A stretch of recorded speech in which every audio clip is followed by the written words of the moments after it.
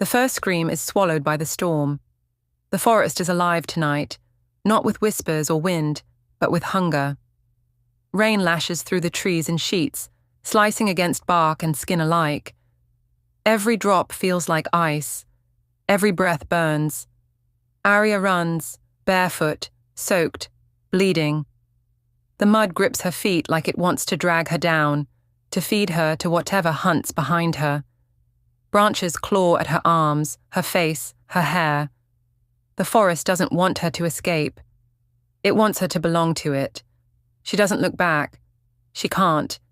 Because she knows, the moment she does, she'll see the thing that's been chasing her for miles. And she's not ready to look into that kind of darkness again. Lightning splits the sky, white fire cracking through black clouds. For a heartbeat, the world freezes, caught in that flash of light, and she sees it. A shadow, huge, fluid, fast, cutting through the trees behind her. Too fast to be human, too deliberate to be a beast. Her heart stops, then slams back into motion. No, not again, she breathes. The word tears from her throat, barely more than a whisper lost in the wind. She pushes harder, lungs screaming, every step slamming pain up through her legs. Her pulse beats against her ribs like a trapped drum.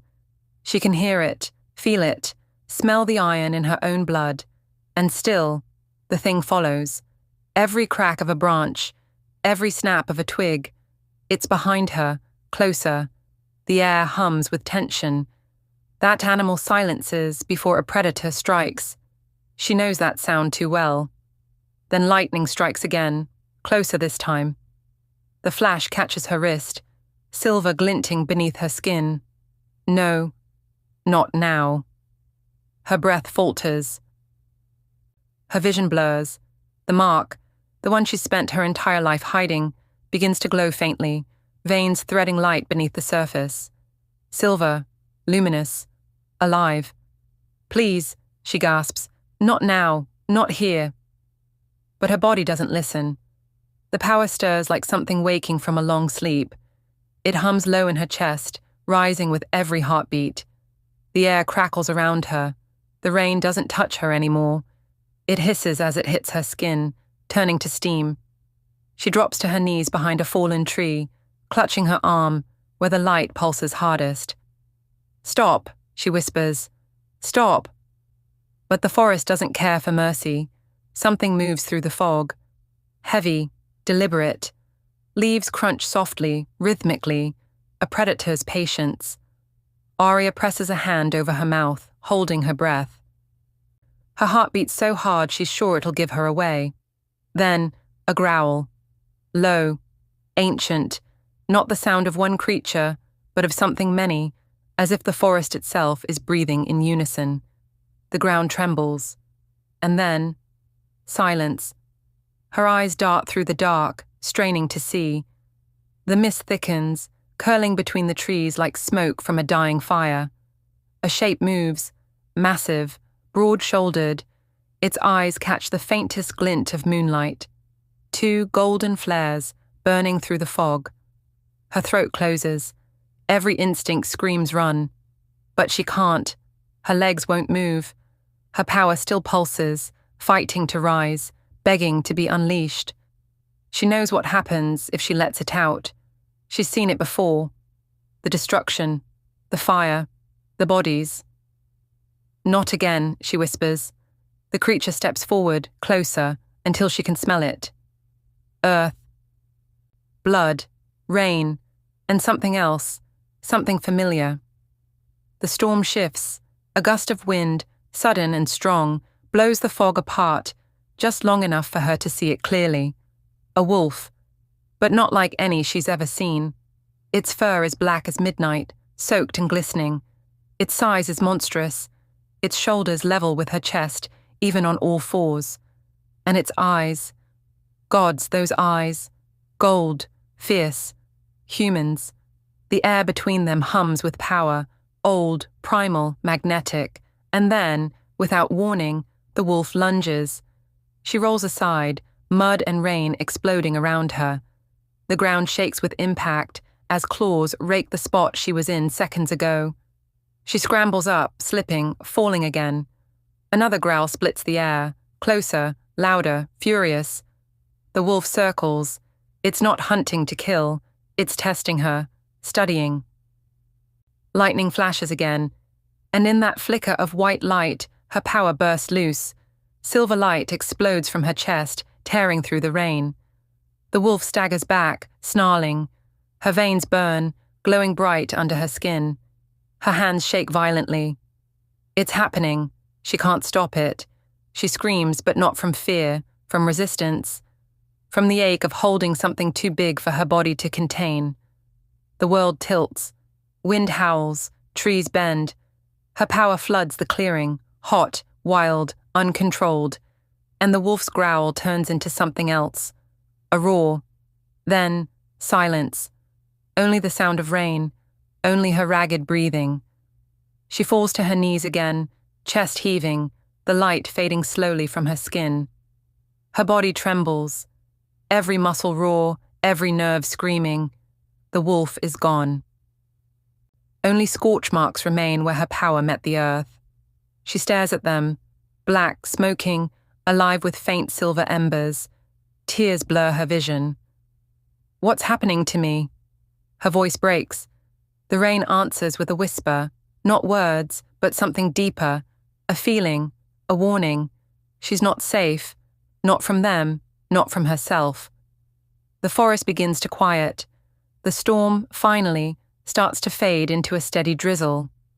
Her breath steadies, but her heartbeat refuses to slow. She pushes to her feet, every limb aching. Her clothes are torn, skin bruised, hair plastered to her face. She looks up through the canopy, the clouds shifting just enough for the moon to break through. Blood moon, the color of warning. Its reflection pools in her eyes, turning silver into red. Something inside her twists. Not fear, not quite. Recognition. Because somewhere, deep down, she knows, tonight wasn't an accident. The storm, the chase, the wolf. It was all leading her here. Her fingers curl into fists. The glow on her wrist pulses once more, soft now, like a heartbeat syncing with something unseen. I'm not running anymore, she whispers. But even as the words leave her lips, a distant howl echoes through the trees. Long, low, answering her. And she knows, without understanding why, it wasn't the same wolf as before. Something else hunts her now, something older. The storm was only the beginning. If your heart's already racing, stay. Because this isn't just another story. This is Wild Moon Narratives. And tonight, you'll learn what it truly means. To be destined under the blood moon. Subscribe, and let the hunt begin. The forest stilled, as if holding its breath. Only the rain dared to move, falling in thin silver sheets between them. Aria's chest heaved, every breath trembling with the aftershock of fear and something else, something she didn't have a name for. The stranger stood at the edge of the clearing, steam curling off his bare shoulders. His wolf form shimmered away like smoke dissolving into night, leaving behind a man carved from power and stormlight. Raindrops traced the lines of his jaw, gliding down the curve of his throat where a faint scar shimmered under the lightning's brief glow. She should have run. Every instinct screamed at her to run. But her body refused to obey. There was something about him. The way the air bent around his presence. The way his gold eyes burned through the dark like a promise and a warning all at once. Her voice came out broken. "Who are you?" He didn't answer right away. His head tilted slightly, as if listening, to her heartbeat, to the wind, or maybe to something older, something invisible that only wolves like him could hear. When he finally spoke, his tone was quiet but edged in command. "Someone who's been waiting for you." The words sank deep, colder than the rain, heavier than the silence between thunder. Aria's throat tightened. "You're lying." His lips twitched, half amusement, half pain. "I wish I were." Another rumble of thunder shook the forest. He stepped forward and the air thickened. His scent hit her, wild cedar and smoke and something darker, like danger bound in skin. She took a step back, her heel catching on a root. His hand shot out, catching her wrist before she could fall. The contact sent a jolt through both of them, like lightning traveling through flesh instead of sky. He froze. So did she. The mark on her wrist, the one she'd hidden for years, flared faintly beneath his grip. He looked down, and for the first time, the unshakable calm in his expression cracked. His voice lowered to a whisper. "It's true, then." Aria ripped her hand away, clutching her wrist to her chest. "Don't touch me." He didn't chase her. He just stood there, rain dripping from his hair, watching her as if seeing her soul unravel before him. "You shouldn't be here," he said again, softer this time. "They'll smell your blood soon. The hunters, the ones who call you cursed." Her eyes narrowed. "And what are you? Another one of them?" "No," he said simply. "I'm worse." For a heartbeat, she almost believed him. The wind howled through the trees, bending branches until they cracked. Somewhere far off, a howl answered, low, distant, and filled with hunger. She glanced over her shoulder, fear clawing its way up her spine. "They're coming." He stepped closer, his gold eyes burning brighter. "Then stay behind me."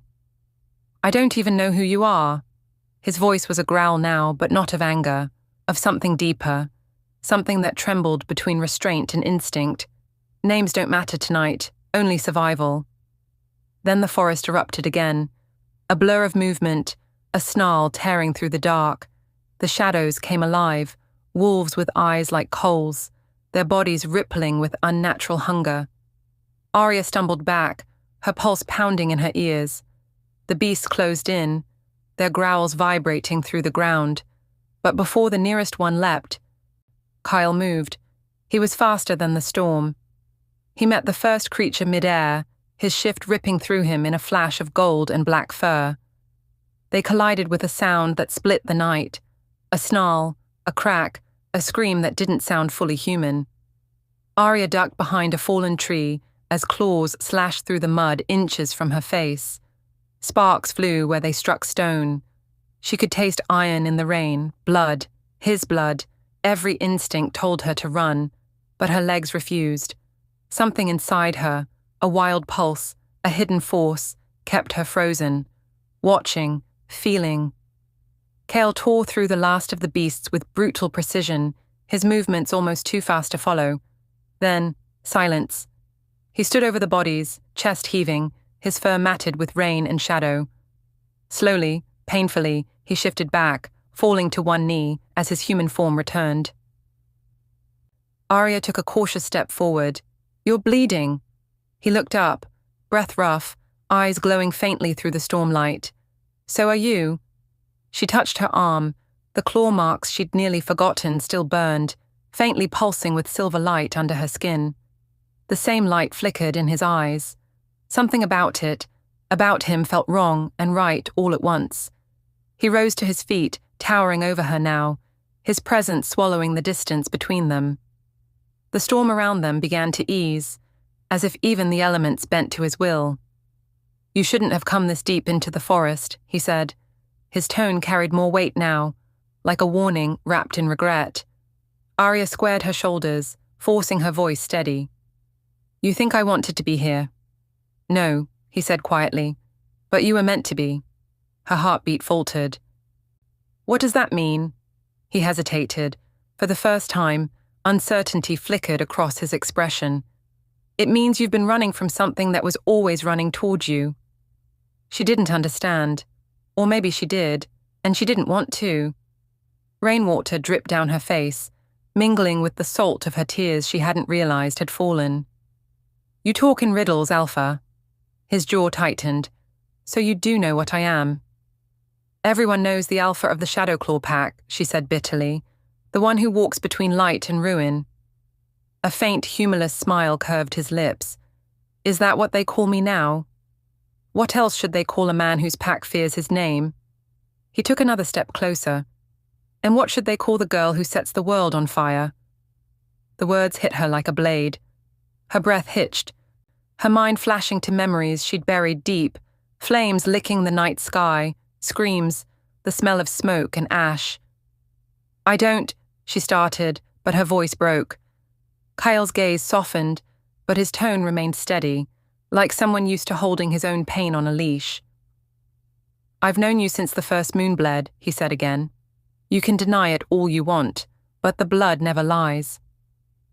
Something in her chest twisted, fear, confusion, the desperate wish that he was wrong.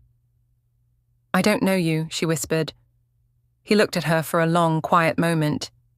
"No," he said softly, "but your soul does." The rain had stopped. Only the drip of water from the trees filled the silence now. The air was thick, too still, too aware. Then Kael turned slightly, his expression shifting, his attention snapping toward the tree line. His voice dropped to a low growl. "They're still out there. More will come before dawn." Aria swallowed hard. "So what now?" He met her eyes, the gold in them dimming to something darker, more human. "Now you choose," he said.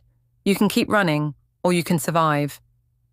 She hesitated, torn between instinct and something she couldn't explain.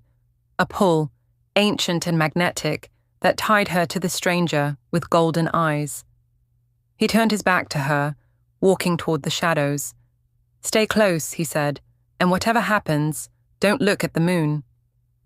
The warning made no sense, but before she could ask, he was gone, melting into the fog, leaving her standing in the hush of the aftermath. The wind whispered through the trees again, carrying with it a single haunting truth. She wasn't alone anymore. And somewhere in the distance, beyond the storm, the forest no longer roared. It whispered. Rain thinned to a hush, dripping softly from the edges of leaves as Kael led her through the darkness. Neither of them spoke. The storm's rage had bled into exhaustion, and the silence that followed felt heavier than noise. Her steps faltered now and then, her body trembling from more than just cold. He said nothing, only slowed enough that she didn't fall behind. A pale light flickered ahead, a cave mouth carved into the mountainside, half hidden by ferns and shadows. The moment they stepped inside, the world changed. The roar of the rain became a distant hum, muffled by stone. The scent of wet earth filled the air, rich and grounding. Kael struck a spark against the rock wall. The fire caught quickly, flames licking upward, golden and restless. Aria sank down beside it, hugging her knees. The warmth reached her skin but couldn't reach the cold inside her. Kael stayed at the cave's entrance for a long time, watching the storm die outside. His silhouette filled the space. Broad shoulders, dark hair dripping, every movement deliberate, controlled. He looked like he was holding himself together by will alone. Finally, he turned and joined her. The firelight painted his features in shifting amber. A faint scar cut across his collarbone, another over his ribs, reminders of old wars, old nights. Aria's eyes caught on them before she could stop herself. He noticed. He didn't look away. "What are you thinking?" he asked quietly. She hesitated. "That you've seen too many battles." His lips curved faintly. "And you?" Her throat tightened. "Too many endings." The answer hung between them like smoke. Kael's gaze dropped to the flicker of the flames. "Tell me," he said, voice softer now. "What were you running from?" Aria's breath hitched. She looked at the fire, safer than looking at him, and let her fingers hover near its warmth. The memory surfaced before she could stop it, uncoiling from the corners of her mind. Her mother's voice, gentle, trembling. "You carry the curse of the silver bloodline. Promise me, Aria, you'll hide it. Promise me." But she hadn't, not that night, the night the power had spilled out of her like wildfire, turning the sky white and the ground black. She could still hear the screams. I still smell the smoke, still see her mother's face, not angry, not afraid, just sad. Aria swallowed hard, forcing the words out through the tightness in her chest. "I burned the ground once, and they called me a monster." Kael's eyes lifted to her, golden and unblinking. Monsters don't run from their own pain, he said. She almost laughed. You think that's what I'm doing? Running? He leaned forward slightly, elbows resting on his knees, gaze steady. You wear it on your skin. The guilt, the fear, the hunger to disappear before someone else does it for you. She stared at him, anger rising and breaking against something softer, recognition. And what do you wear, Alpha? What's under your scars? He didn't flinch, but his silence spoke louder than any confession could. The fire popped, sending sparks up into the cave's low ceiling. For a moment their shadows danced together, hers small and restless, his large and still. Kael finally said, My scars, they're reminders of who I couldn't save, of what I became when I tried. Aria's voice lowered. Your pack? He nodded once. Most of them, the rest, stopped calling me their alpha when the blood moon took them. Her brow furrowed. The blood moon? His gaze flickered toward the cave mouth, where the faint red light still bled through the rain. It marks the bond between realms. When the veil thins, when the wild calls, every alpha feels its pull. Every curse, every secret comes undone under its light. And you think that's what I am? She whispered. A curse? He looked at her, really looked, and for the first time she saw the ache behind his strength. No, he said softly. You're the reason it still has meaning. Her breath caught. She didn't know whether to be afraid or moved or both. You talk like you know me. I do. His voice was low, threaded with something dangerous, not threat but truth. I know the way your heart fights itself. I know the sound of your power waking. I felt it the first time the blood moon rose over us both. Aria shook her head, voice breaking. That's impossible. I was a child. So was I. He leaned back slightly, eyes still locked on hers. And even then, I knew the world would break when we met again. The words shouldn't have meant anything, but they did. Something in her chest twisted tight, an ache that wasn't memory, but recognition. The firelight trembled. Her reflection in his eyes looked like someone else, someone dangerous and lost and half alive. She turned away, pressing her palms to the dirt. You think you understand me because we share some curse? No, he said, because I've lived inside the same silence you're drowning in now. That stopped her. She looked back at him, searching his face. Then tell me what you see. He hesitated, not because he didn't know what to say, but because saying it would mean something he couldn't take back. Finally, he spoke. I see someone who was never meant to be human. Someone who was born with too much power and too little mercy from the world that feared her. I see someone trying to shrink herself small enough to be forgiven. Her breath came shallow. And you? She whispered. What do you see when you look at yourself? Kael's gaze flicked toward the flames. For a moment, he didn't answer. Then, quietly, I see the cage I built to keep the beast from killing what's left of me. The confession cut through the stillness. No hesitation, no pride. Just the truth. The cave felt smaller suddenly, the air heavier. The rain outside had stopped entirely now, leaving only the slow drip of water from the stone ceiling. Aria reached toward the fire, letting the heat sting her fingertips. Sometimes, she said softly, I wish the beast would just win. At least then I wouldn't have to keep pretending I'm anything else. Kael's eyes lifted to her, sharp, unreadable. Then, in a voice barely above a growl, Don't ever say that again. She flinched. Why not? He leaned closer, his tone a low rumble that vibrated through the air. Because the moment you stop fighting it, it won't just take you. It'll take everything. Everyone. I've seen what happens when a shifter surrenders to the dark inside. And what happens? He held her gaze for a long, unbearable moment. The moon stopped shining for them. Silence again, but different now, thicker, charged. Aria's heartbeat thundered in her ears. She could feel the heat from him even across the small space, alive, magnetic, terrifying. She whispered, "You sound like someone who's lost the moon himself." He didn't deny it. Outside, the clouds began to break. A sliver of red moonlight slipped through the cave entrance, casting a faint glow over them. Kael turned toward it sharply, muscles tense. "Don't look," he warned, his tone snapping like a whip. But she already had. The light touched her face, and her eyes flashed silver. Kael swore under his breath and reached her in 2 strides. His hand caught her jaw, tilting her face away from the entrance. His touch was rough, desperate. "I told you not to look." Her pulse raced. "Why? What does it do?" His grip loosened, but he didn't pull away. His voice dropped, raw and ragged. "It remembers you.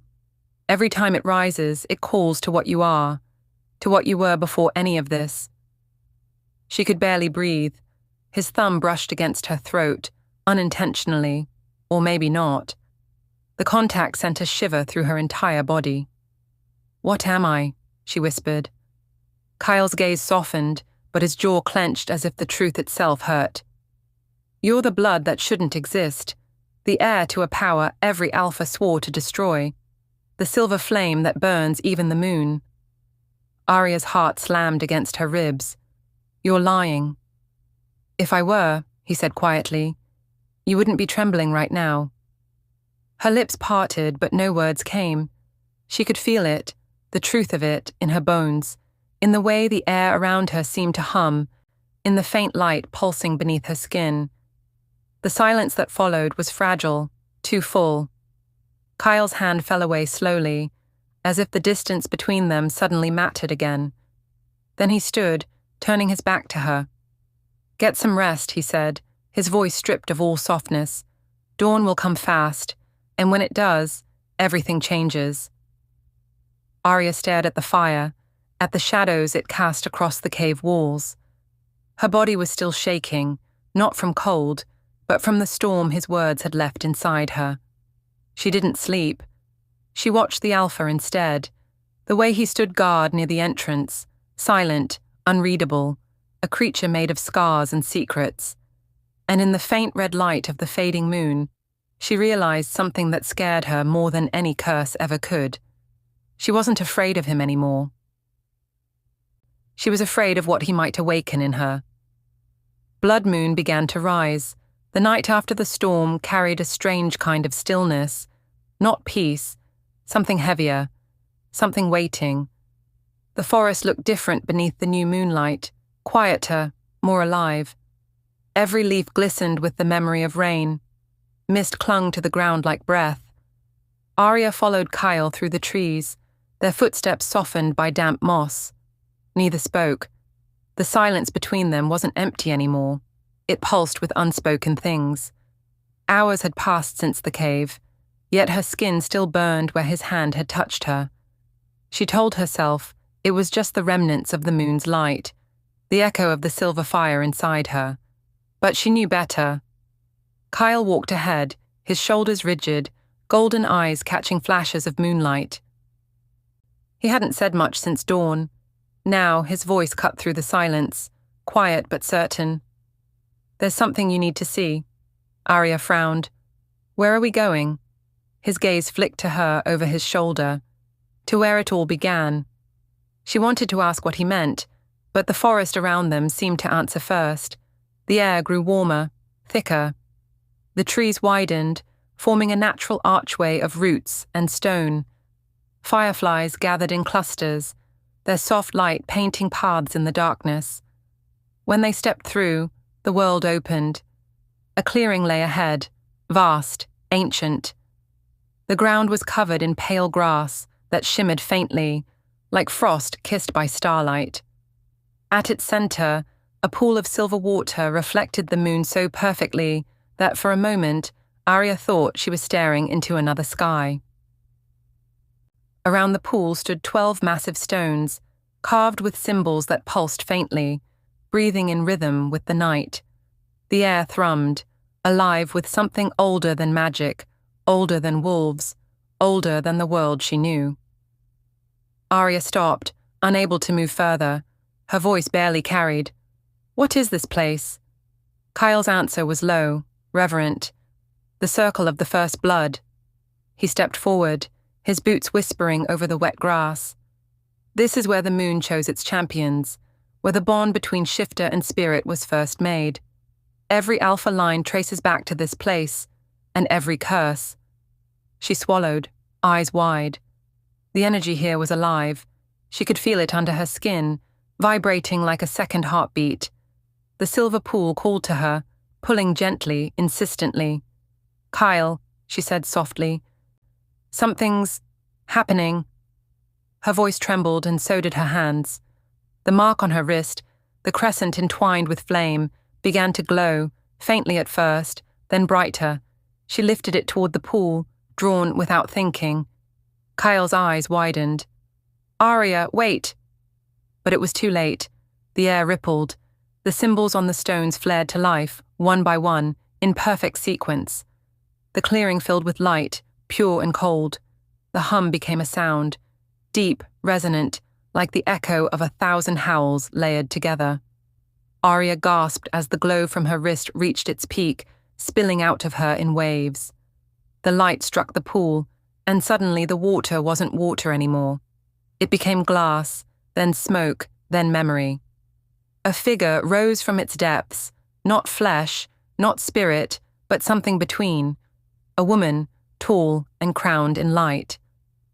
Her eyes were molten gold, her hair flowed like silver flame. Around her stood wolves made of starlight, each one bowing its head toward Aria. The voice that followed wasn't sound but vibration, felt through the air, through bone, through blood. "Child of the silver flame," it whispered, "the moon remembers you." Aria's breath caught. Who are you?" "I am what remains of the first," the voice said, both gentle and terrible. "The bond that shaped the world, the flame that gave birth to the Pax. And you, Aria of the lost bloodline, carry what we once were." She shook her head, backing away. "No, you've made a mistake. I'm no one. I didn't ask for this." The woman's gaze softened, though her form flickered like wind-blown light. "Destiny never asks. It only waits. You carry the fire that will decide the fate of all Pax, creation or ruin, balance or blood." Kael moved closer, his expression darkening. "What does that mean?" The light turned toward him. "It means, son of the fallen Alpha, that your path and hers are one. The bond was sealed long before your first breath." His jaw tightened. "No, bonds like that are myths." The spectral wolves around the pool lifted their heads, howling, not in defiance, but mourning. "All myths are truths forgotten by time." The vision began to shake the clearing. The ground trembled beneath their feet. The pool flared again, too bright to look at. Aria fell to her knees, clutching her arm as the mark on her wrist burned. "Make it stop," she cried. "Please." Kael was beside her in an instant, pulling her against him, shielding her with his body even as the light grew unbearable. His voice was raw. "You're stronger than it. Breathe through it. Don't let it take you." Her pulse pounded, wild, uncontrollable. The power inside her was awake, alive, roaring to be freed. The memory of every loss, every scream, every flicker of flame she'd ever caused surged through her veins. She screamed, and the world went silent. The light vanished. The only sound left was her ragged breathing. The pool had gone still again, its surface smooth as glass. The carvings on the stones dimmed, fading back into shadow. Kael didn't move. He was still holding her, his heart hammering against her back. Slowly she pulled away, turning toward the pool. The reflection staring back wasn't hers. The woman of light still lingered faintly, her outline dissolving into mist. "The blood moon rises soon," the voice whispered one last time. "When it does, the choice will be made." Then, silence. Kael's grip tightened briefly before he released her. "Aria," he said, voice hoarse. "You saw her too, didn't you?" She nodded slowly, eyes glassy. I don't understand any of it. Why me? Why now? He ran a hand through his hair, pacing once before facing her again. Because the prophecy isn't just legend. It's a warning. My father used to speak of it. The return of the silver flame. A shifter born of both fire and moonlight, destined to unite or destroy the packs. She stared at him. And you think that's me? I don't think so. His eyes met hers. I know. The weight of his certainty crushed her chest. She wanted to scream at him, to tell him he was wrong, that she was just a girl who'd lost everything. But deep down, she could feel it, the truth of it humming through her blood. The silence that followed was sharp, electric. Aria finally whispered, I never asked for this. Kael's expression softened. He took a step closer, stopping just short of touching her. Neither did I. Her voice trembled. Then why do we have to bear it? Because someone has to. For a long moment, they just stood there. Two broken pieces caught in the same storm, bound by something neither of them chose. The moon above them burned brighter now, tinged faintly with crimson. The pool shimmered again, as if remembering the light that had passed through it. Kael looked up, jaw tightening. We have to leave. The longer we stay, the stronger its pull gets. This place remembers power, and it doesn't like being forgotten. Aria didn't argue. She turned once more toward the silver pool, the faint reflection of the woman's face lingering for an instant before dissolving completely. Then she followed Kael back through the trees. But the echo of the voice stayed with her. The child of the silver flame will decide the fate of all packs. Each word carved itself deeper into her thoughts as they walked. Every step she took away from the clearing felt like walking towards something inevitable, something written long before her first breath. Kael didn't speak again until the forest had swallowed the last trace of the light behind them. When he did, his voice carried both fear and faith. Whatever this is, he said quietly, you're not alone in it. Aria looked at him. The alpha who had saved her life, the stranger who somehow felt like a memory. And for the first time, she believed him, even if destiny was waiting to burn them both. The forest had never been this quiet, not even after the storm, not even after the visions. Every sound felt deliberate. The whisper of leaves, the drip of water, the faint creak of branches bending under weight unseen. Kael's stride was steady, but his jaw was clenched. Aria followed close behind, her breath clouding in the chill air. The world around them felt heavier now, as if the prophecy had thickened it, the trees themselves aware of what she carried inside her. The blood moon had not yet risen, but its pull was already in the air. Faint, metallic, tasting like a storm about to break. Aria's fingers brushed the mark on her wrist, still faintly glowing under her skin. It throbbed sometimes, in rhythm with her heartbeat, as though whispering in a language she couldn't yet understand. Kael, she said softly, what happens if they find out? He didn't turn. They already will. His voice was rough, low, carrying something that wasn't quite fear, something closer to inevitability. She frowned. Who will? The other packs. Thorn's wolves have been watching the borders since the last moon. He's waiting for a reason, any reason, to challenge me. Aria stopped walking. Then why did you bring me here? Why show me that place if it could destroy everything? Kael turned then, rain dripping from his dark hair, eyes catching the first fragile light of dawn. Because you deserve to know who you are. And I needed to know how much of that prophecy was true. And now that you do... He hesitated, just long enough for her to feel it. Now it's too late to turn back. The wind shifted. The air carried something new, musk, wildness, and iron, the scent of wolves. Kael's head snapped toward the east. His body went still, then coiled like a bowstring drawn too tight. They're here. Aria's pulse spiked. How many? He didn't answer. He didn't need to. The answer came as a growl from the tree line. A dozen wolves stepped out of the shadows, sleek, muscular, eyes burning with aggression. Behind them, a figure emerged on 2 feet, tall and broad, dark hair matted with rain. Alpha Thorn. His presence was sharp, predatory, the kind that made even the air seem to recoil.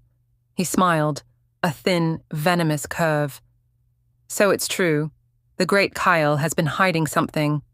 Kael stepped forward, placing himself between Thorn and Aria. Go back to your pack, Thorn. This doesn't concern you. Thorn's chuckle was low and cruel. Doesn't concern me. You bring her into my territory, the cursed flame, the monster whispered about in every den, and tell me it's none of my concern. Aria's stomach twisted. He's lying, she started, but Thorn's gaze pinned her where she stood. Those eyes, dark as wet ash, lingered on her glowing wrist. Look at that, he murmured, almost with awe. The mark, the prophecy's stain. You've brought doom into the forest, Kael. Kael growled, his voice shifting, deepening. The Alpha's voice. Watch your tongue. But Thorn only smiled wider, teeth glinting. I warned you before, brother. The packs will never follow a leader who protects a creature of fire. She's a danger to us all. She's not, Kael began, but Thorn's wolves had already begun to shift. The clearing exploded into motion. Wolves lunged from all sides, teeth flashing, claws slicing through mist. Kael met them head-on, his body erupting into fur and muscle mid-leap. His shift was fluid, terrifying, gold-eyed, massive, his roar shaking the forest floor. Aria stumbled back as 2 wolves circled toward her. Her pulse thundered, her power clawed inside her chest, begging to be released. But she still didn't trust it. She didn't trust herself. Kael, she shouted, but he was already gone, a blur of gold and fury in a sea of grey pelts. The world became chaos, snarls, snapping jaws, the sound of flesh tearing. The smell of blood filled the air, copper and wild. One wolf lunged for her. She rolled aside, the beast's claws grazing her shoulder. The pain burned like liquid fire, but something deeper woke beneath it. Her vision blurred, white at the edges.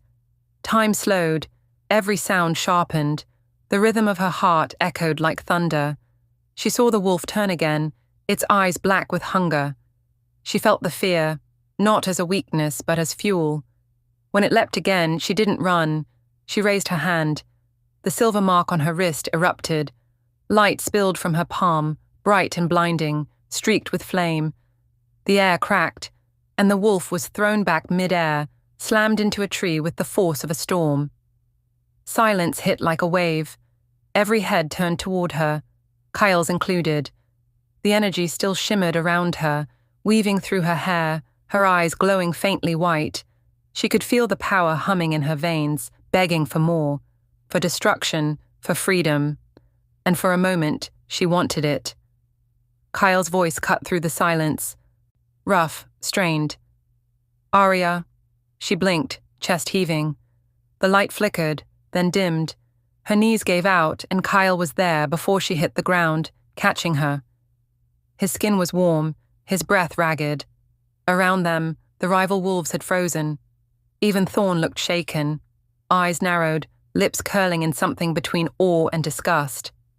Well, Thorn said softly, now everyone's seen it. Kael rose, still shielding Aria behind him. Leave. Thorn tilted his head. You can't protect her, Kael. You can barely protect yourself. Every alpha will know what you've done by sunrise. Kael's growl rolled low and dangerously. If you speak her name, I'll end you before you finish the breath. Thorn smirked.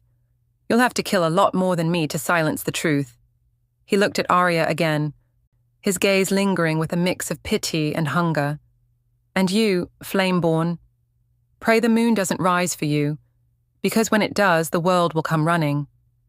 Then he turned, whistled once, and his wolves melted back into the forest shadows. Only the rain remained. Kael stayed still for a long moment, his breath harsh in the quiet. Then he turned back to her. Are you hurt?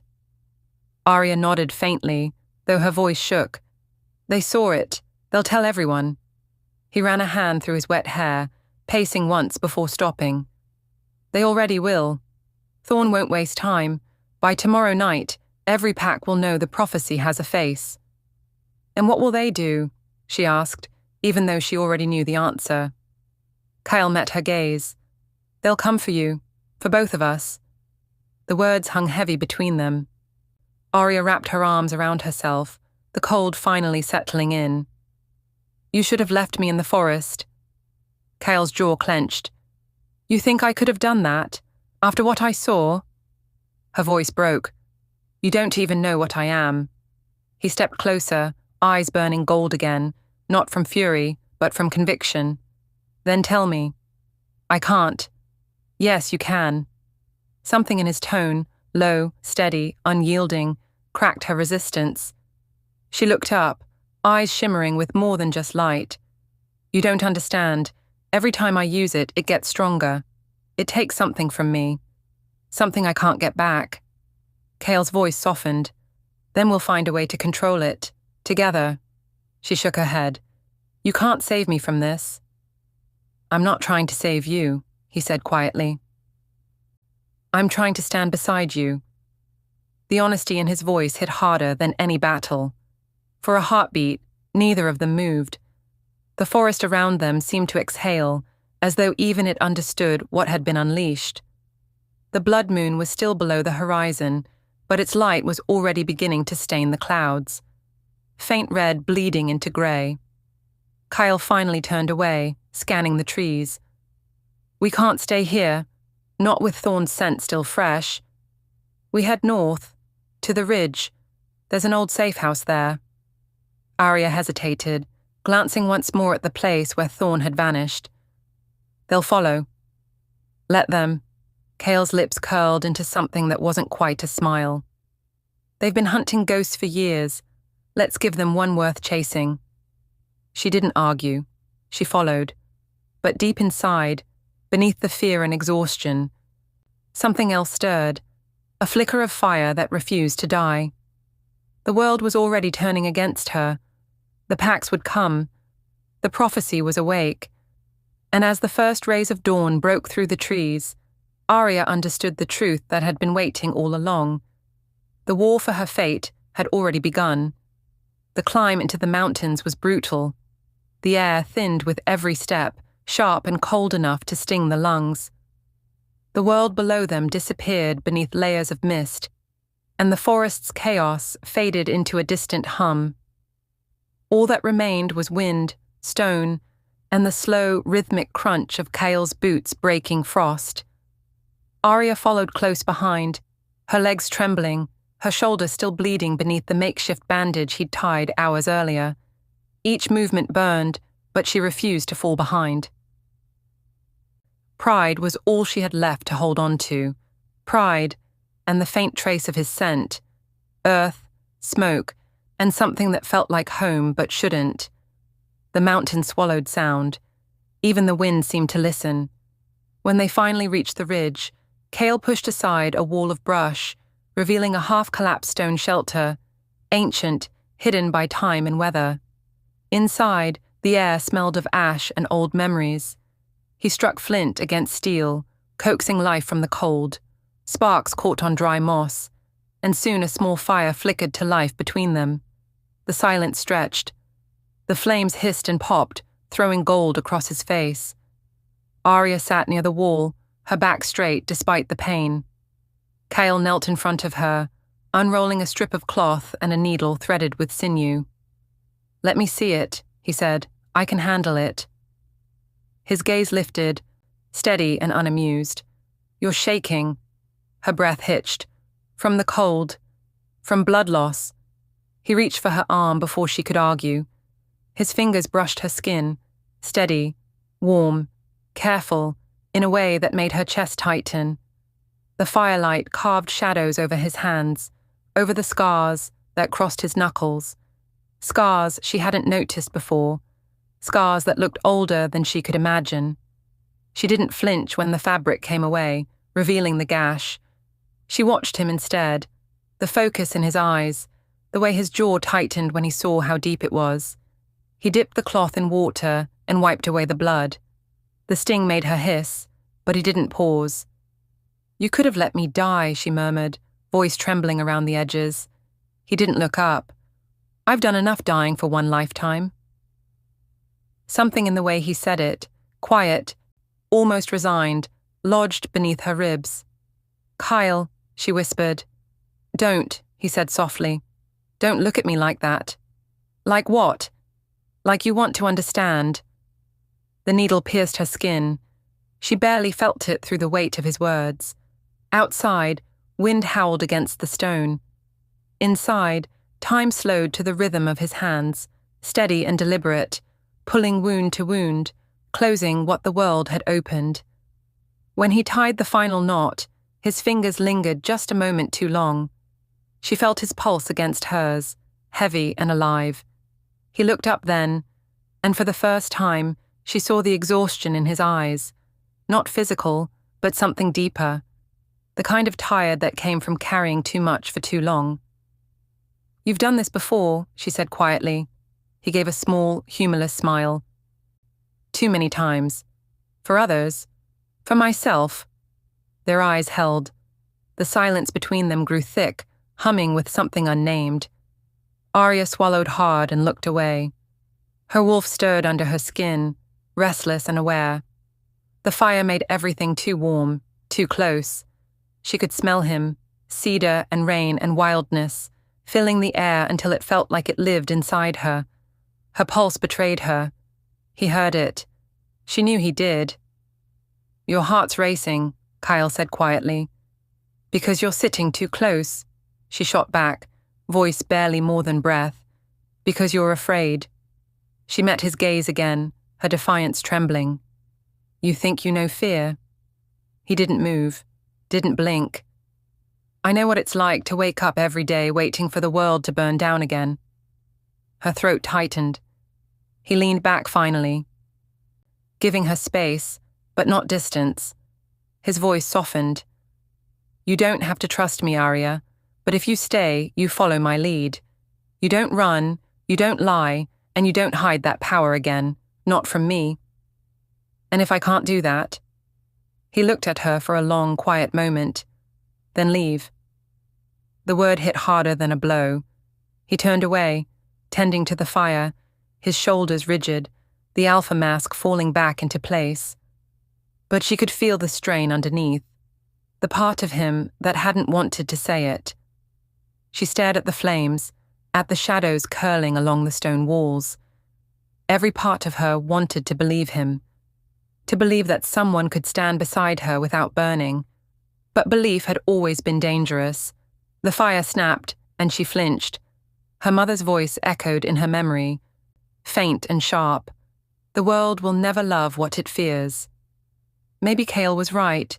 Maybe she should leave, but her legs refused to move. Hours passed. The fire sank into embers. Outside, the night wind carried the cries of distant wolves, howls layered with warning and grief. Kael hadn't spoken since. He sat across from her, elbows on his knees, staring into the dying light. She watched him through the flicker of flame, tracing the hard lines of his face, the small scar near his mouth, the faint shadow of stubble along his jaw, the tiredness that lived in his eyes. She realized then that strength wasn't the absence of pain.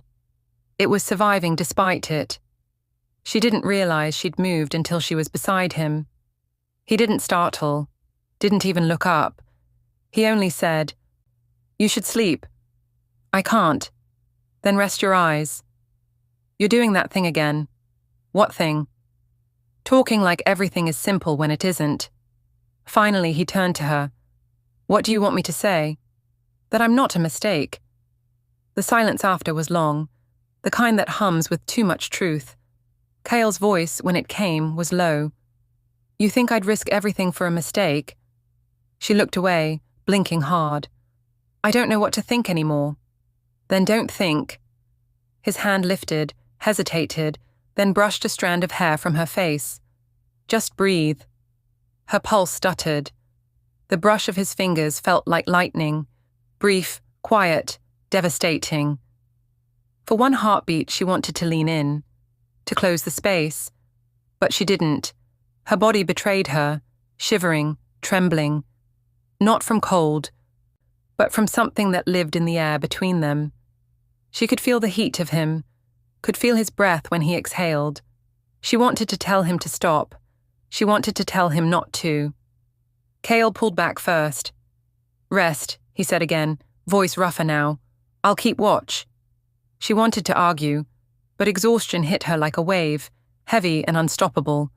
Her eyes closed against her will. The fire faded to a low red glow. Kael stayed awake, his gaze fixed on the mouth of the cave, the world beyond hidden by snow and shadow.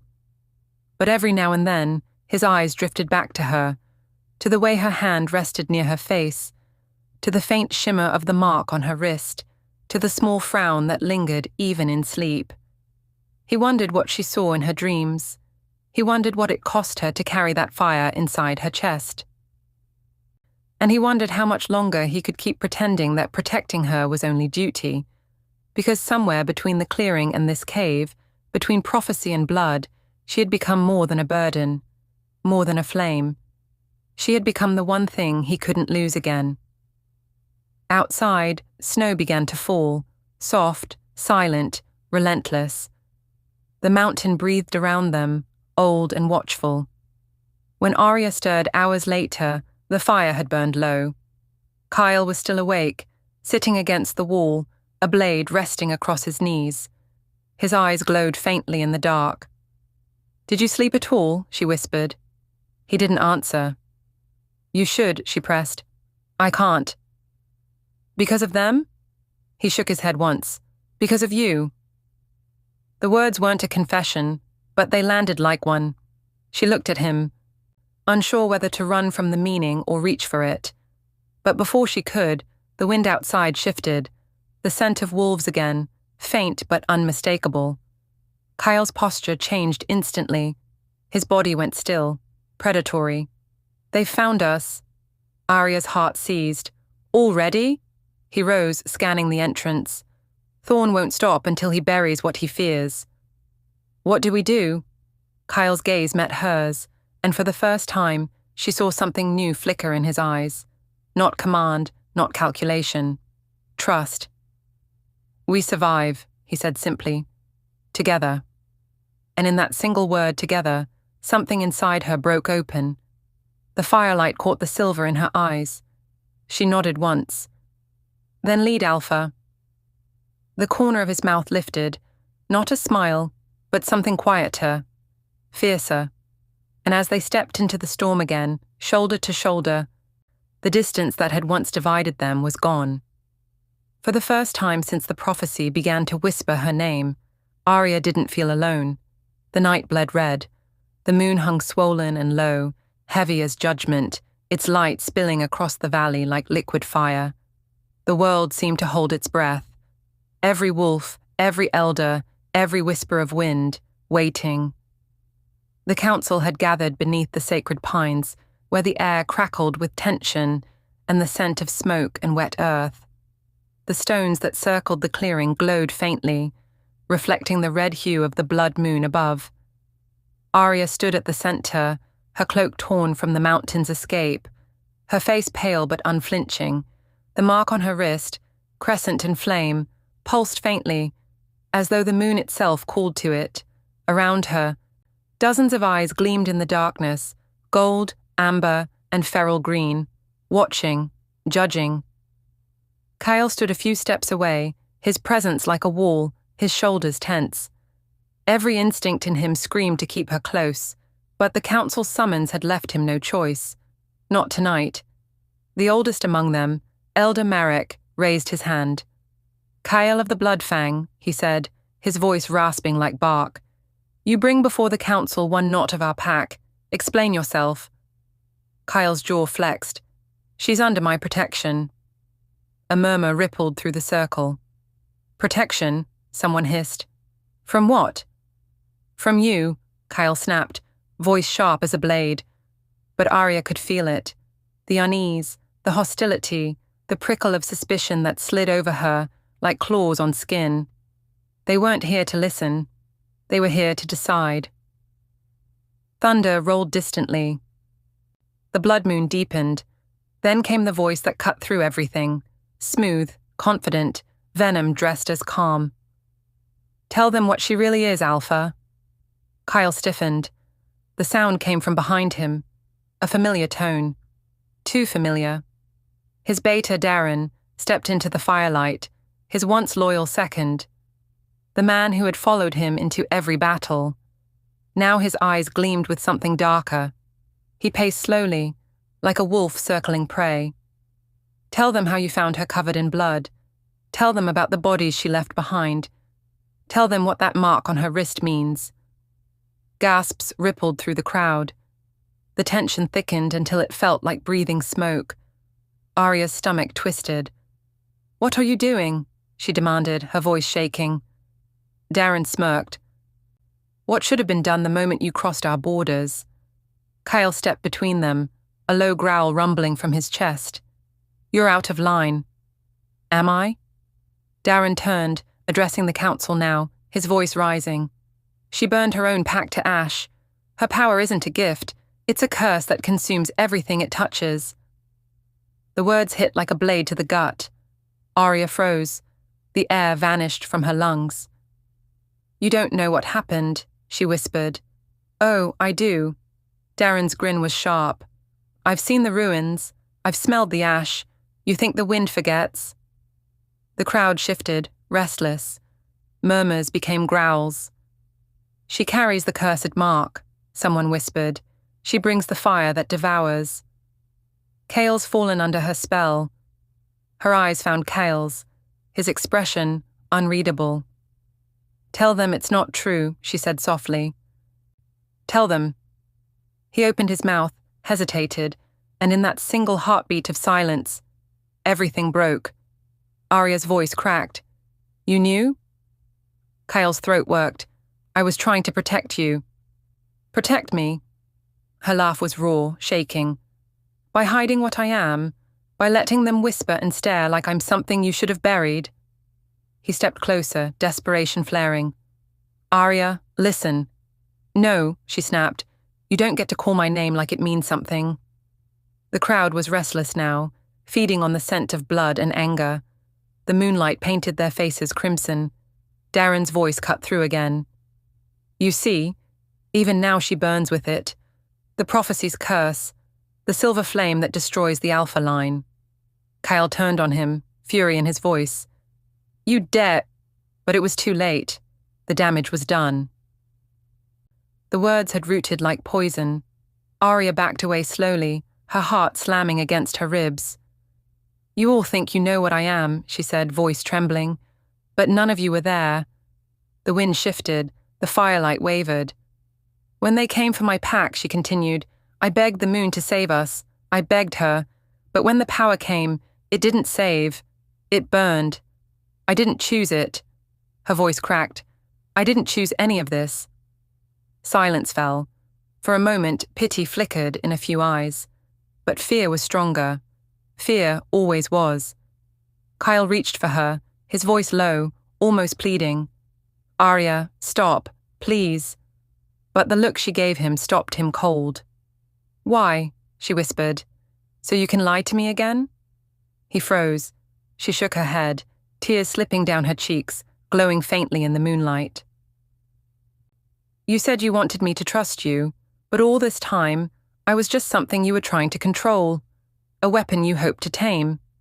That's not true." His voice cracked now too. "Then why does it feel like I'm your sin to hide?" The air trembled. Kael took a step toward her. "Aria." The ground beneath her feet pulsed with light. Her power, the thing she'd fought so long to contain, rose like a storm under her skin.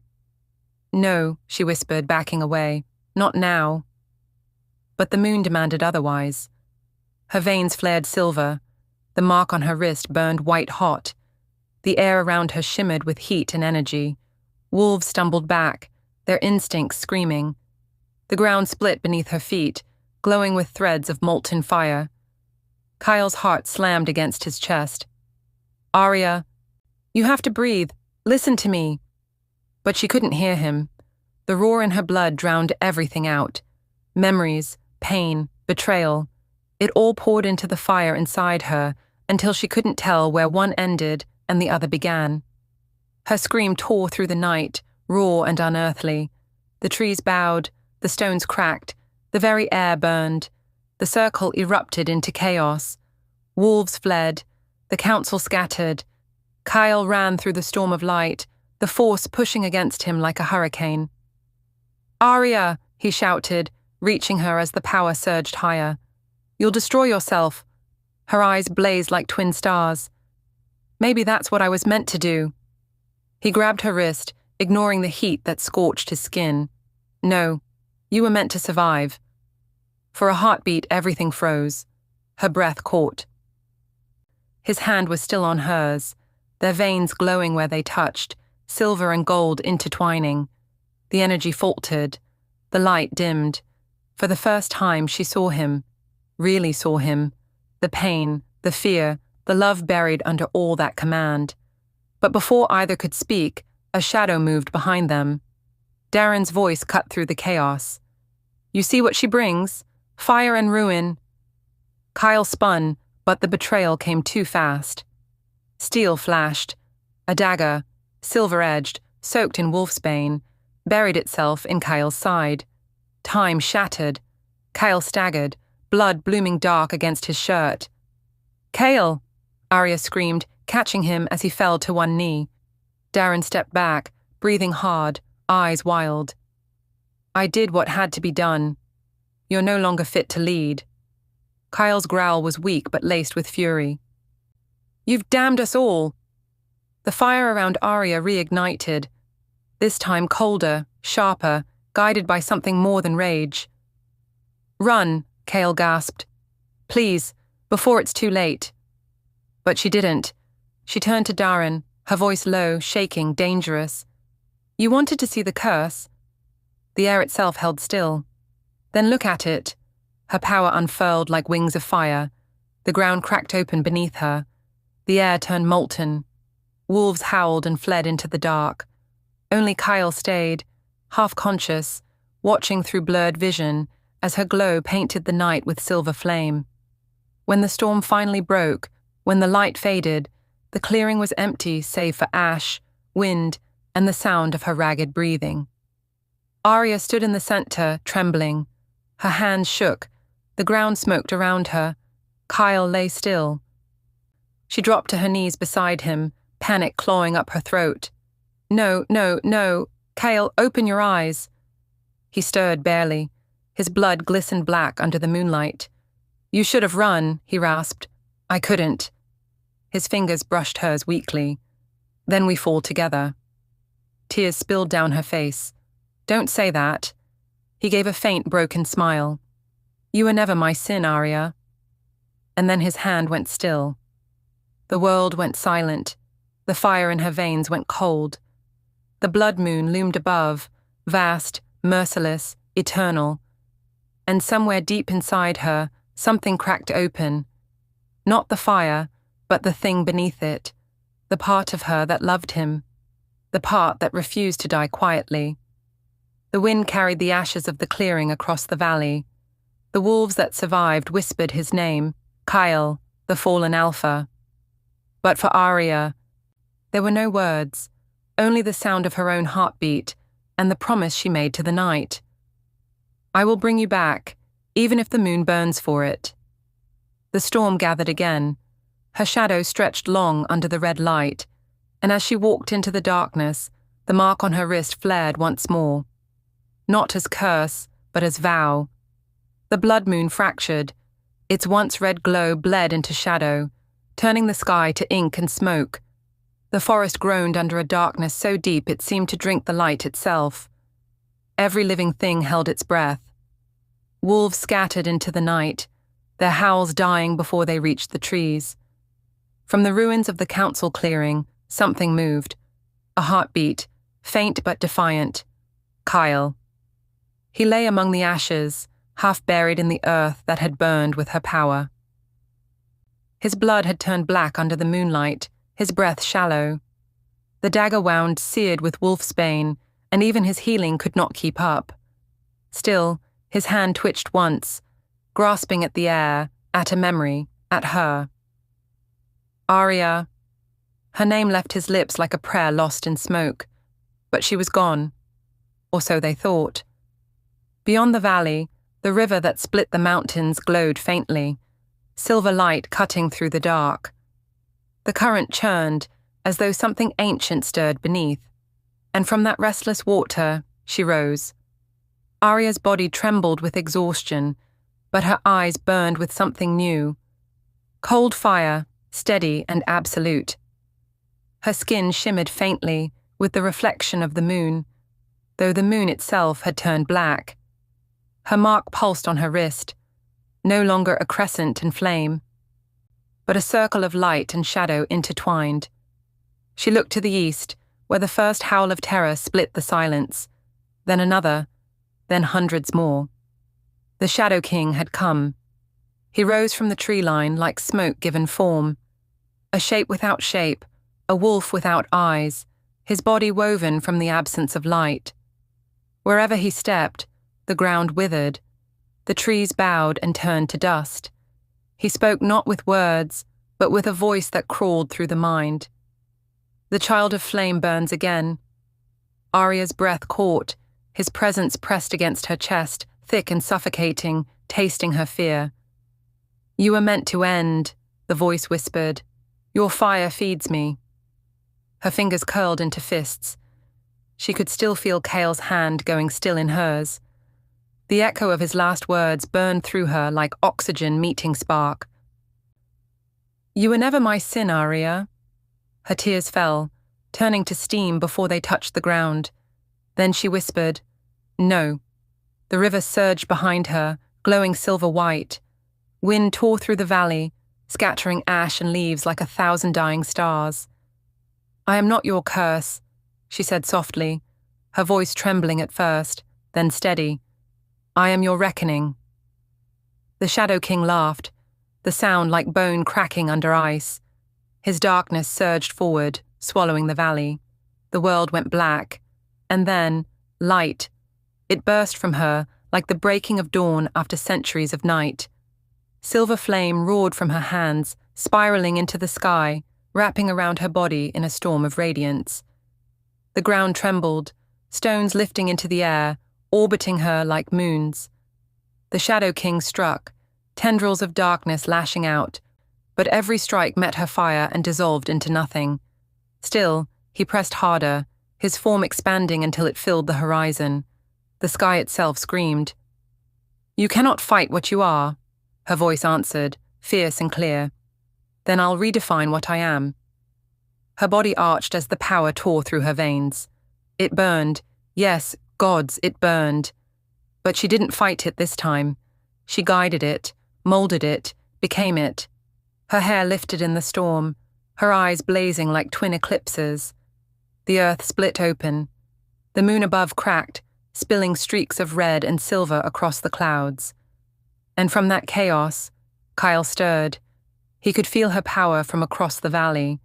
Even half dead, his wolf stirred, dragging his broken body upright. The sight before him stole what breath he had left. Aria stood between worlds, half flame, half shadow, her body glowing with divine fury. The air trembled around her, humming like a heartbeat too vast to contain. He tried to call her name, but the sound was lost in the roar. She turned her head slightly, as if hearing his soul instead of his voice. For the briefest second, her fire softened. The mark on her wrist flared gold instead of silver. Then she faced the darkness once more. You took everything from me, she said. My pack, my past, my peace, but you will not take my future. The Shadow King lunged. The world split open in his wake. Aria met him head-on. Light collided with shadow.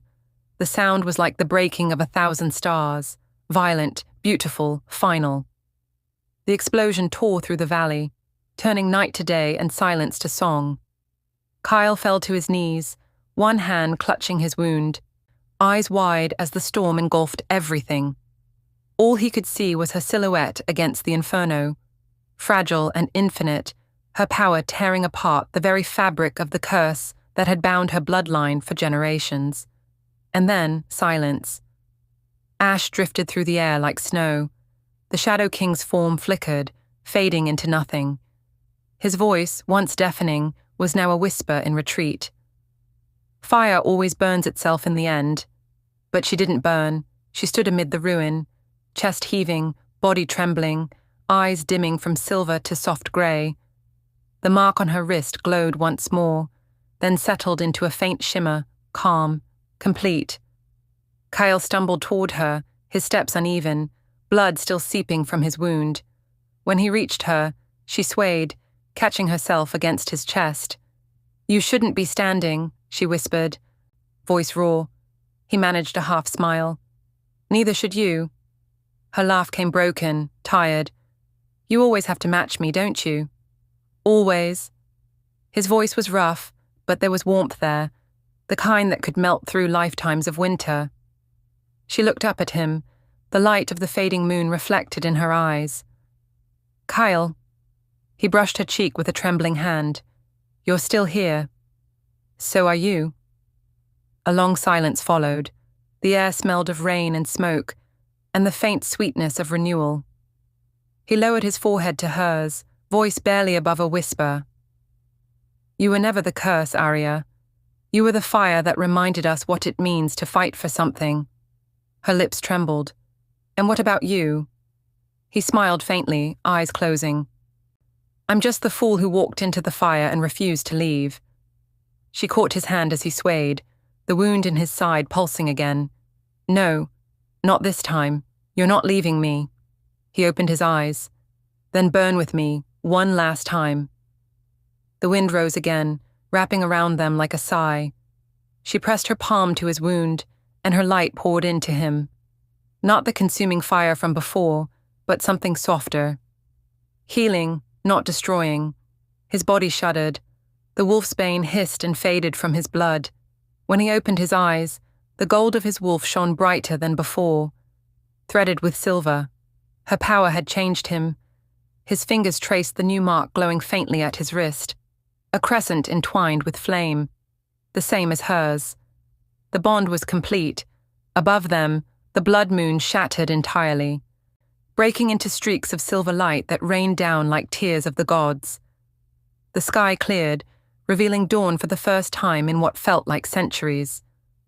The wolves that had fled returned slowly, emerging from the trees one by one. They saw their alpha standing with the woman of flame, and knew instinctively the curse was broken. But as they bowed, she didn't look at them. Her eyes were on Kael. He took her hand. "What now?" She looked up at the horizon, where the first light of morning touched the ashes of their world. "Now we build something that doesn't begin in blood." He nodded. "Together?" She smiled faintly. "Always." And as the dawn rose over the valley, the shadows that once ruled the land fled before the light of two hearts that refused to break, a fire that had learned to heal instead of destroy. Her voice, quiet, final, carried on the wind. "I am not your sacrifice. I am the flame that endures." The world, for the first time in generations, believed her. The blood moon fractured. Its once red glow bled into shadow, turning the sky to ink and smoke. The forest groaned under a darkness so deep it seemed to drink the light itself. Every living thing held its breath. Wolves scattered into the night, their howls dying before they reached the trees. From the ruins of the council clearing, something moved. A heartbeat, faint but defiant. Kael. He lay among the ashes, half buried in the earth that had burned with her power. His blood had turned black under the moonlight, his breath shallow, the dagger wound seared with wolfsbane, and even his healing could not keep up. Still, his hand twitched once, grasping at the air, at a memory, at her. Aria. Her name left his lips like a prayer lost in smoke, but she was gone, or so they thought. Beyond the valley, the river that split the mountains glowed faintly, silver light cutting through the dark. The current churned as though something ancient stirred beneath, And from that restless water, she rose. Aria's body trembled with exhaustion, but her eyes burned with something new. Cold fire, steady and absolute. Her skin shimmered faintly with the reflection of the moon, though the moon itself had turned black. Her mark pulsed on her wrist, no longer a crescent in flame, but a circle of light and shadow intertwined. She looked to the east, where the first howl of terror split the silence. Then another, then hundreds more. The Shadow King had come. He rose from the tree line like smoke given form, a shape without shape, a wolf without eyes, his body woven from the absence of light. Wherever he stepped, the ground withered. The trees bowed and turned to dust. He spoke not with words, but with a voice that crawled through the mind. The child of flame burns again. Aria's breath caught, his presence pressed against her chest, thick and suffocating, tasting her fear. You were meant to end, the voice whispered. Your fire feeds me. Her fingers curled into fists. She could still feel Kael's hand going still in hers.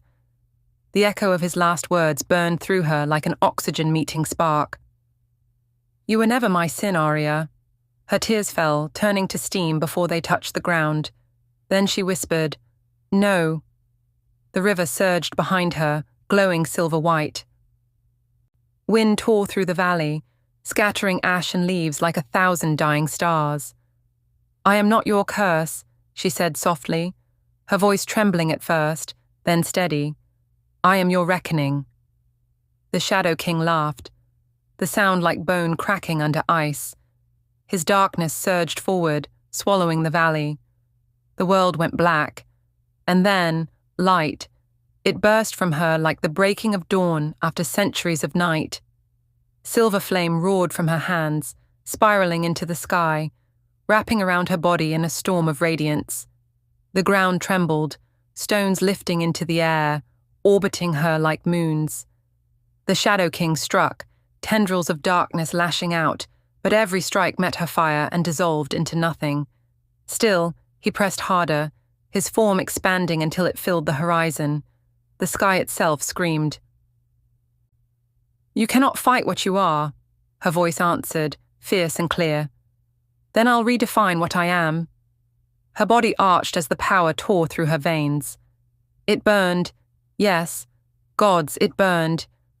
But she didn't fight it this time. She guided it, molded it, it became one. Her hair lifted in the storm, her eyes blazing like twin eclipses.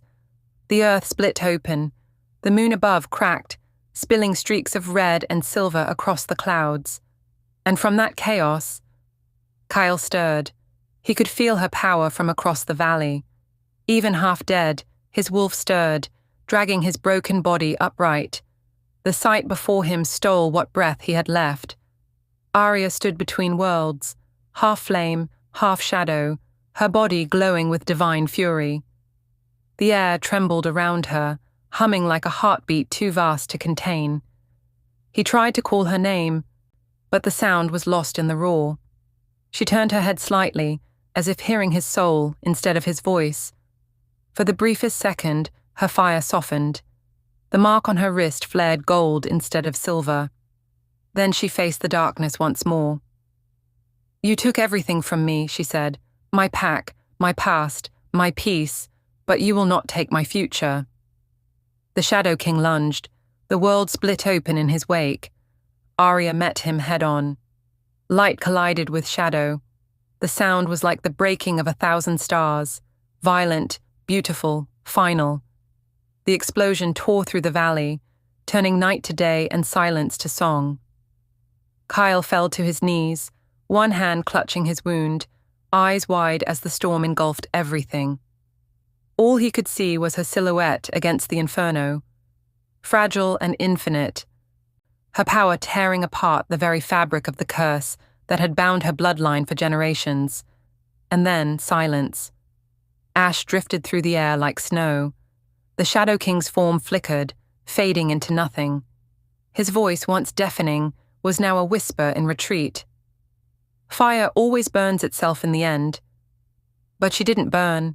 She stood amid the ruin, chest heaving, body trembling, eyes dimming from silver to soft grey.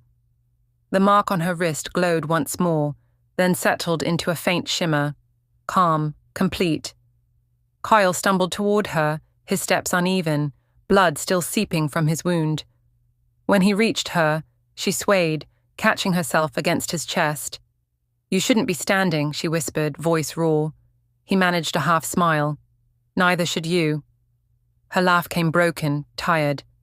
"You always have to match me, don't you? Always."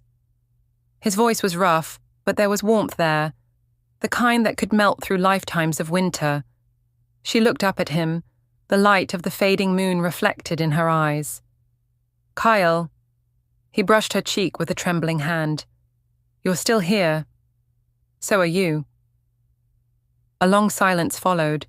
The air smelled of rain and smoke and the faint sweetness of renewal.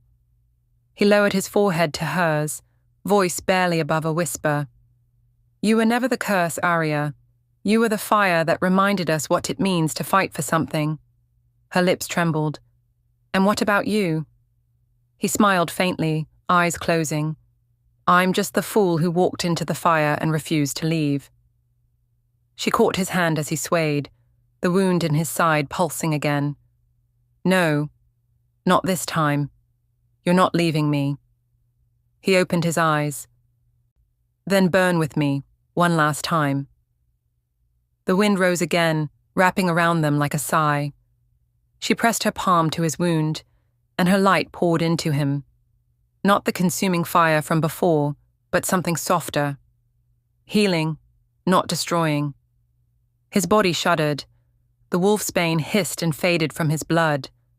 When he opened his eyes, the gold of his wolf shone brighter than before, threaded with silver.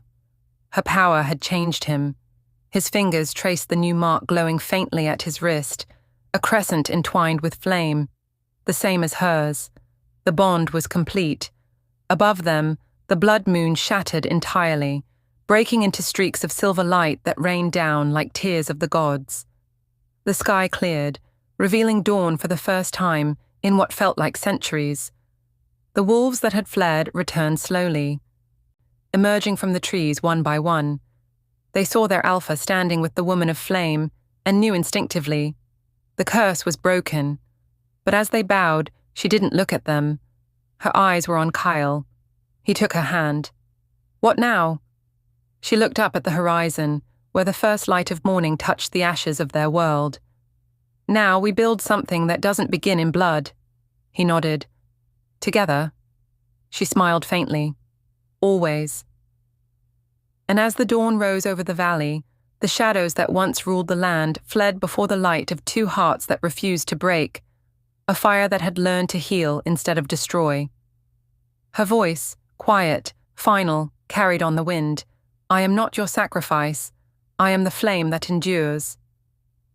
The world, for the first time in generations, believed her. The storm was gone. Only silence remained. Ash drifted in the moonlight like the last traces of a dream refusing to fade. The valley lay broken, earth cracked, stones blackened, trees stripped bare. The scent of fire still clung to the wind, soft and haunting, like a memory that refused to die. And in the center of it all, Kael stood alone. The blood moon had vanished. The dawn had come and gone. And yet, she was not there. Only the faintest shimmer of silver light hung in the air where she had stood, the space between one breath and the next still alive with her energy. Her mark, once burned into his wrist, was fading now, the flame dimming, the crescent breaking apart into pale threads of light. He stared at it for a long time, unblinking. His hand shook, not from pain, but from something deeper, something that had no name. Around him, wolves began to emerge from the tree line, the survivors, his pack. Their eyes were wide, reverent, afraid. None dared speak, none dared move closer. They could feel it, the weight of something greater than them pressing on the air. Some knelt instinctively, others bowed their heads, but Kael didn't see them. His gaze was still fixed on that vanishing light, the trace of her, fading like smoke in dawn's breath. The world had been saved. The curse was broken, the Shadow King undone. And yet, victory tasted like ashes. He whispered her name once, not as an alpha, but as a man. Aria. The wind stirred. It moved gently at first, a whisper, then a sigh, then a voice. Hers. You can't curse love, Kael. You can only fear it. He closed his eyes. The sound of her voice struck deeper than any blade could. It wasn't just a memory. It was her, woven into the world now, the heartbeat of every flame, every moonlit ripple. You carried me through your shadows, her voice breathed. Now carry yourself through mine. He fell to his knees, fingers digging into the cold soil. The Alpha who had faced kings and gods bowed not in defeat, but in grief. His wolves watched silently. None dared approach. For once, even the forest seemed to kneel. The air was thick with the scent of rain, but the clouds refused to fall. The sky held its breath with him. Kael's head lifted slowly, eyes burning gold through the remnants of ash. His voice, when it came, was low, quiet, but unshakable. If this is what it means to love you, he said, then I will bear it. Every lifetime, every curse, every silence. A tremor moved through the ground. Faint and fleeting. Not destruction this time, but something gentler. Renewal. Somewhere beyond, in the silver mist between worlds, a shadow stirred, feminine, fierce, free. For the briefest second, he swore he saw her. Her hair, wild in the wind. Her eyes, soft but unbroken. Her lips curving in that quiet, knowing way. Then she was gone again, the mist swallowing her shape. But this time, he didn't chase her. He stood, straightened, breathed, and when he looked at his wolves, they saw something new in him. Not just their alpha, but a man who had walked through fire and found faith waiting on the other side. He turned toward the mountains, where dawn was spilling through the peaks, painting the world in gold and silver. Come, he said softly, we rebuild. The wolves moved behind him, silent, reverent, following the man who carried both light and shadow in his blood. And for the first time in generations, peace did not feel like an illusion. It felt earned. Still, as he walked, the wind followed, whispering her voice between the trees, through the rivers, in the quiet heartbeats of the forest. Do you remember, Kael? It asked. The first night under the blood moon. He smiled faintly, even through the ache. I remember everything. The sound faded then, drifting higher, until only silence remained. He didn't realize that the mark on his wrist, though faint, still pulsed once before disappearing. A heartbeat, answering him. Somewhere, she was listening. Somewhere, she was still on fire. Ash drifts through moonlight. Wolves kneel in silence. The alpha stands alone, her mark fading from his skin. A breath. A pause. The kind that feels sacred. You can't curse love, Kael.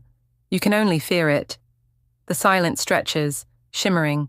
Then, the narrator turns toward the listener, the voice intimate, almost conspiratorial.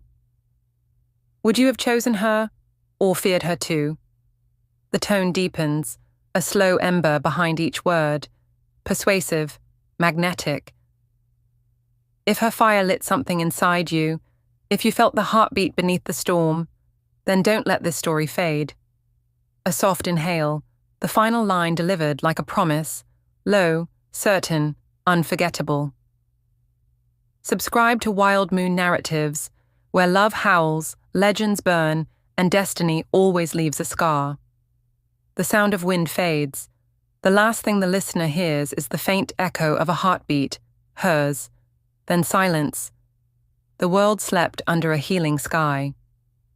But somewhere far from the mountain, beyond the forests, past the rivers, through the wastelands, where even the moon feared to linger, something stirred. The desert stretched endless beneath a dying twilight, its dunes carved like bones of forgotten gods. The air shimmered with heat, though no sun burned above. Only the blood moon's faint echo bled across the horizon, a wound that refused to close. And there, at the heart of that silence, a single figure knelt in the sand. Her skin was kissed by firelight, her hair tangled with dust and flame.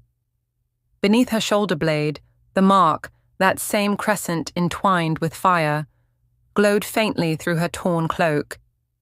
Each pulse of light matched the rhythm of the earth itself, slow, steady, awakening. Her eyes were closed at first, her hands buried deep in the shifting sand, trembling, not in fear but in awakening pain, the kind of pain that isn't born of injury but of memory. For a long moment, the desert held its breath, then she exhaled, and the world exhaled with her. A wave of heat rippled outward, distorting the air, turning the starlight into molten gold. Grains of sand lifted, suspended, spinning around her like dust in the wake of creation. Her lips parted, whispering something ancient, not words but sound. A tone that carried weight, a name older than language itself. The mark on her shoulder flared brighter, and her eyes opened. Gold. Not the gentle gold of dawn, but molten, divine, the color of a star moments before it burns the sky apart. That was when the whisper came, soft at first, from nowhere and everywhere at once. It rode the wind, slithered through the dunes, coiled around her like a lover's breath and a ghost's curse combined. She was not the only one born of fire. The word struck like a blade made of sound, cutting through the stillness, through the veil of memory, through whatever fragile line separated the living from the lost. Her gaze lifted toward the horizon. The mark blazed, searing against her skin, light spilling from the edges like blood from an open wound. "You feel it too, don't you?" the whisper coaxed. "The call beneath your bones, the one she tried to silence." Her breath hitched, not in surprise but recognition, because she did feel it, deep, insistent, the same power that once belonged to another, the same moonborn fire that tore the world apart and tried to rebuild it again, but this one burned colder, sharper, less mercy. Lightning forked across the desert sky, white against red. The dunes trembled, the air thickened, humming with something raw and divine. And in that trembling silence, a shape began to rise in the distance, the outline of something impossibly large, impossibly alive. It wasn't a beast, not yet. But it would be. Sand fell away in cascades as the creature beneath it stirred, bones cracking, claws emerging, a low growl shivering through miles of desert wind. The woman stood slowly, the sand slipping off her cloak like silk. Her expression did not change. No fear, no wonder, just knowing. She tilted her head slightly, almost a nod, and from somewhere far beyond the dunes, a howl answered. It started low, mournful, then climbed, gathering strength until the air itself vibrated.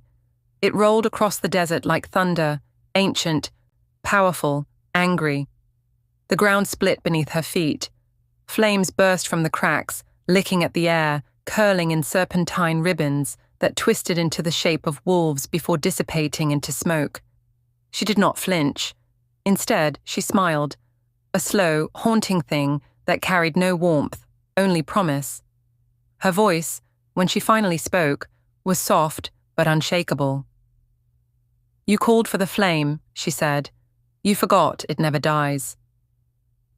A gust tore through the desert, scattering the sand like shattered glass. The mark on her shoulder burned white-hot, and with a sudden sharp sound, like a heartbeat-breaking stone, her shadow split in two.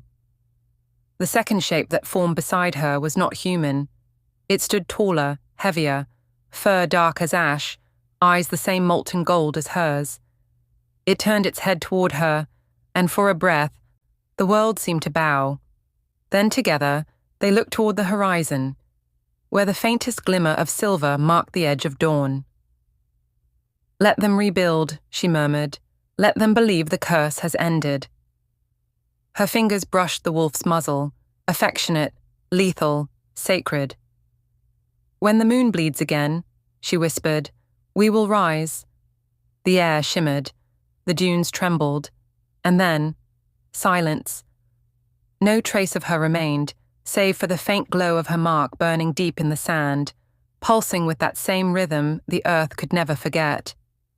The camera of the mind drifts upward, the desert shrinking below, the sky opening wide. The clouds roll, restless, heavy with crimson light. Somewhere in the distance, faint but undeniable, another howl answers. One voice, then two, then a chorus, not mourning, but in return. The moon reappears, faint and fractured, its light red as blood, and the narrator's voice, low, measured, filled with quiet awe, threads through the growing sound. Destined under the blood moon, will rise again. The sound fades into a slow, echoing heartbeat. 1, 2, then silence.